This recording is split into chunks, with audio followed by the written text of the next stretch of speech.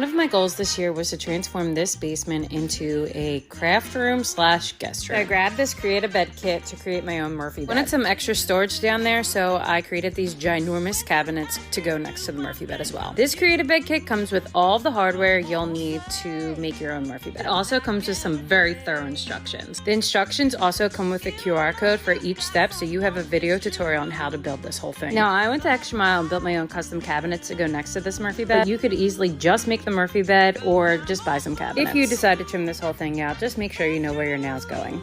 After a little ER visit, I was back to trimming this whole thing out, being extra careful, and it turned out awesome. It is now a very functioning craft space that me and my kids absolutely love. And when we are finished, I can pack all of this stuff up and put it into those cabinets and whip out the bed for a luxurious place for my guests to sleep.